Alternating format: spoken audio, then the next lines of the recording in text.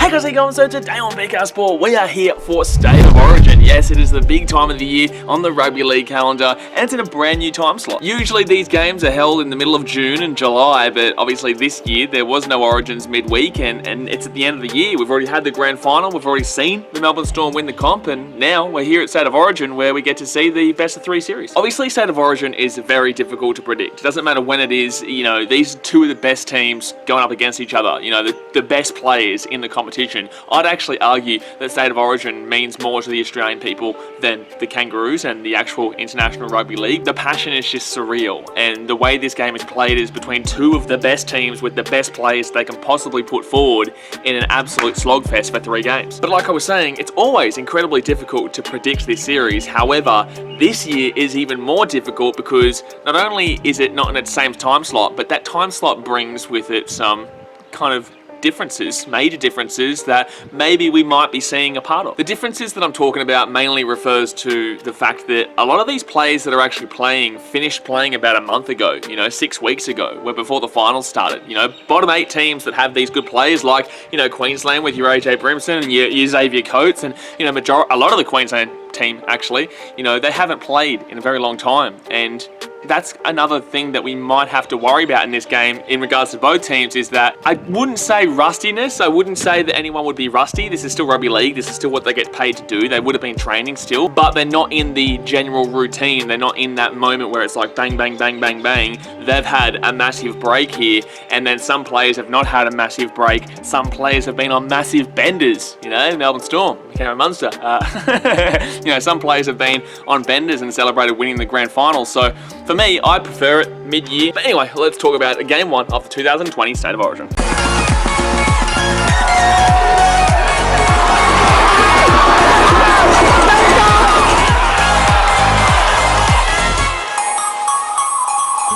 These videos aren't really your stats type videos. You know, I don't want to get the stats and just shove it down your throat, because you can go and do this research. However, these videos are more my opinion and what I take from the game and what I've seen and my knowledge, rather than, yeah, the stats, because like I said, you can find the stats, but for me, it's like I'm giving you a fresh, different opinion. Whether you agree with that or not, that's up to you. But with that being said, I wanted to check out something that I've kind of been under the thought process for a few years, that game 1 is normally very close, a very grinding affair, and quite a low scoring one. Game 2 is usually dominated by the series favourites. And in game 3, it's all over the shop. You know, it could be a close one, 1-point victory, you know, decider. It could be a blowout. Like, game 3s aren't really, and usually it's quite high scoring. Usually game 2 is like medium scoring, game 1 is low scoring, and game 3 is quite high scoring. But I wanted to go and prove that the game 1 thought of it being low scoring and close was correct. I didn't want to kind of come in here talking shit as if it wasn't truthful, and I went and looked at it, and it's actually split 50-50, by the way. It's 19 from 38 each team. Out of 38 games, they've both won 19. That's not including, you know, your Super League or your one-offs and stuff. This is the general State of Origin for 3 games. And I find it crazy that throughout those 38 times, there has been 19 wins apiece. Now, it does get a little bit different in regards to the last 10. Queensland have won the last 6 of 10. Obviously, New South Wales the last 4 of 10. Now, when Queensland won those 6 games in the last 10 years, the margin was of around 6 points. When New South Wales won, on the other hand, their margin was by about 10 points. So although sometimes there are games that can be blown out in game 1, it doesn't usually happen. It's usually quite a close game. Alongside this, I also saw that the total points average of the last 10 times was actually 26 points. 26 points in total. Not each team, in total, 26 points. So like I said, usually it's a close game and also quite a low scoring, like a, you know, 16-14 or a 14-12. Really, the under should be getting smacked in here. Really, the under should be getting smacked in. In regards to the 2 teams specifically, New South Wales have a massive advantage. Their team is basically the same team that they've had over the last couple of years, and they've really started to reaffirm and solidify this kind of team that they've been building. Obviously, for a very long time, they struggled and changed their team around consistently and never had a solid core together. But now New South Wales have Tedesco, who's won a premiership, and a Dally M. You got Whiten, who just won the Dally M this year. Hasn't won the premiership yet, though. Kiri, premiership. And then with Damien Cook there in the number 9, who I think he was there in 2014 when the Rabbitohs won the premiership. If he didn't, and he wasn't, well then, that's my bad. But that doesn't really matter in regards to what I'm saying. This core is really good. They've got a really quality core, and I really like looking at this New South Wales from the inside. Along with this, the forwards are quality, the backs are quality, and this team is just a quality team. There's a reason why they've won 2 years in a row, and there's a reason why they are solid favourites for this series. Changing over to Queensland now, and you couldn't get any more opposite. This team is completely fresh, completely new, and it's really different to what we've obviously come to expect with Queensland. This team isn't the 8 years in a row team. This is a completely new team with a completely new spine. In the fullback role, you've got AJ Brimson from the Titans. Obviously, he was fantastic this year. You've got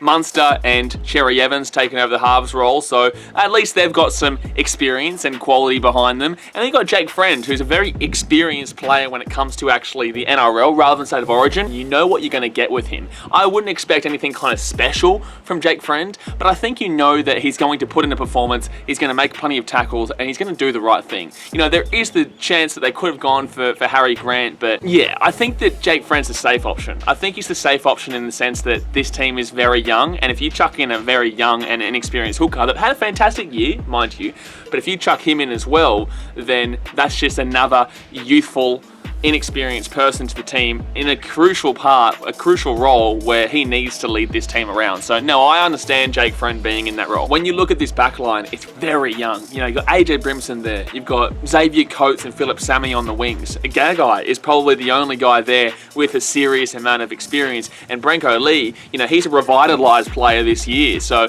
this is a whole new ball game for him as well. I think with Queensland, the real positive is the forwards. This team has a really quality forward line, and they're adding in Faisal Malawi. When you're adding in a player like that after the season he's had, and you've still got the likes of Papali, you know, Cohen Hess, blazekippaxross and Welch, that's a quality forward line. And you got Jake Friend there, obviously, in the middle. So I really like the forward line for Queensland. I think that the backs are really hit or miss. They could really hit in game one, or they could really miss in game one. I just think that the core is a bit 50-50. I guess this core, as in the fullback, halfback, 5'8", and hooker, it's a bit kind of how you're going. It's a bit throw together. Hopefully it works out. You know, Cherry Evans is one of the best halfbacks in the game. Munster is obviously one of the best 5'8s in the game. AJ Brimson is just looking absolutely unreal since coming back from injury. He really pulled the Titans along towards the end of the season, and Jake Friend is as consistent as ever. So the core is there. It's just whether they can actually come together. And I don't necessarily think that it's impossible for them to come together, but in regards to the comparisons between the two cores of Tedesco versus Brimson,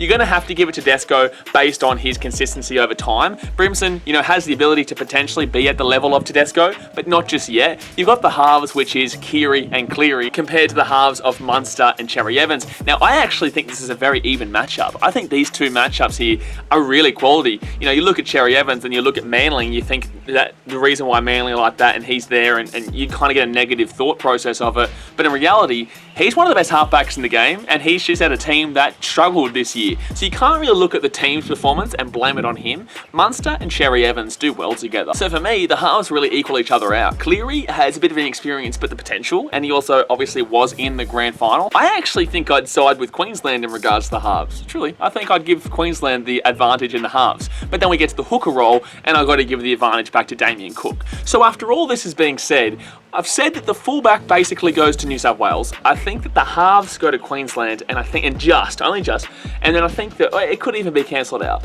But then we go back to the hooker role, and I think that New South Wales win that one. Now, if we're going to piece this together and go by the fact that usually game ones are quite close and low scoring, I think this is really a mixed bag on who can win. I think that New South Wales definitely deserve the advantage in regards to the odds. I think that New South Wales are definitely heavy favourites, and I can understand completely why. And I can also say that Queensland should probably be further odds out, in my opinion. I think that 3-1 odds, I guess it is Origin, but I think in regards to the teams themselves, which is what the odds are based on, 350, 4-1 is probably a little bit more fair, because the teams are just polar opposites. So what's going to be my tip for the game? Obviously, I want to tip Queensland and I want to get behind them, but I also want to be realistic and I want to tell you what I actually genuinely believe. Now, I'm not going to do a preview for game 2 and 3 here, you know, but I'm going to give a series kind of preview in the way that I think it's going to go before game 1. So I actually genuinely believe that Queensland might be able to sneak game 1, but I do honestly believe that New South Wales win game 2.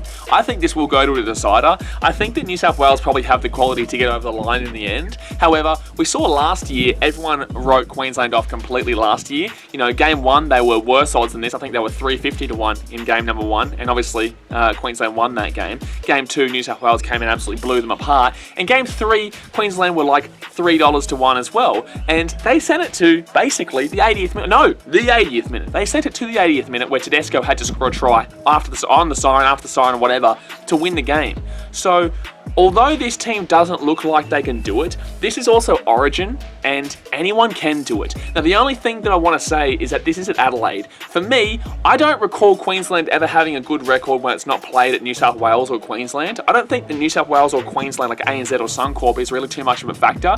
But I think going across to, say, Adelaide, where this game one is, or Perth, where it was before, or Melbourne, I can't actually remember the last time Queensland won this game away from Queensland, New South Wales, which is a little bit something that grinds my gears. So for me, I'm going to go with Queensland in game one. I'm going to back in the Queenslanders. Quite a low scoring one. I think it could be like a 20 to 18 or an 18 to 16. And I think if New South Wales win, I still think Queensland can match with them and keep up with them to a point where they're not going to be exposed. I think game two, they probably could be exposed quite significantly. But I think game one, they'll have what it takes to keep up with them. Now, I know that's a bold pick, and I know that people are going to be like, oh, you're a Queenslander, of course you're going to tip Queensland. That's not what I do here. You know, I tip who I genuinely believe will win. Like I said, I probably will tip New South Wales game 2, regardless of the result that happens this week. It is what it is. It's part and parcel of having a YouTube channel. However, guys, that is going to do me for today. Appreciate you guys as always. Don't forget, we are going to be streaming all 3 games on the channel, our live reactions, talking with you guys in the chat. So definitely subscribe if you're new around here. Make sure to hit the thumbs up button as well if you haven't already, just to show some support for the channel and show that you're appreciating the content. And I'll see you guys next time. Alright guys, thanks for watching. Catch you later.